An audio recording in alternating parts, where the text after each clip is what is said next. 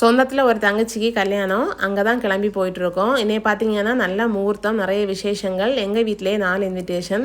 நேற்றே ஒரு function attend பண்ணியாச்சு. இன்னைக்கு நாங்கள் ஒன்றும் போயிட்டுருக்குறோம். மாமா இன்னொரு ஃபங்க்ஷன் அட்டன் பண்ண போயிருக்காங்க. இந்த மாதிரி ஒரே நாளில் நிறைய கல்யாணங்கள் வரும்போது கொஞ்சம் சிரமமாக இருக்கும். ஏன்னா எதையுமே மிஸ் பண்ண முடியாது, எல்லாம் அட்டன் பண்ண தான் வேணும். ரிசப்ஷன் இருந்தாச்சுன்னா நம்ம முந்தின நாள் ரிசப்ஷன் அட்டன் பண்ணலாம், வசதியாக இருக்கும். இன்னைக்கு பார்த்தீங்கன்னா ஒரு இன்விடேஷனில் நோ ரிசப்ஷன் எழுதியிருக்காங்க.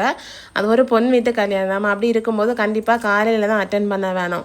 இப்போ நாங்கள் எல்லாம் வீட்டில் இருக்கிறோம், ஓகே. இதே பார்த்தீங்கன்னா ஒர்க்கிங் டே, வேலைக்கெல்லாம் போகிறவங்க என்ன பண்ணுவாங்க, ஒரு சில சொந்த பந்தங்கள் சந்திக்கிறதே இந்த மாதிரி வீட்டு விசேஷங்களில் தான். ஏன்னா ஆளாளுக்கு வேலைன்னு சொல்லிட்டு ஹஸ்பண்ட் ஒரு பக்கம், ஒய்ஃப் ஒரு பக்கம்னு சொல்லிட்டு வேலைன்னு அவங்க லைஃப்பில் தான் ஓடிட்டு இருக்கிறோம்.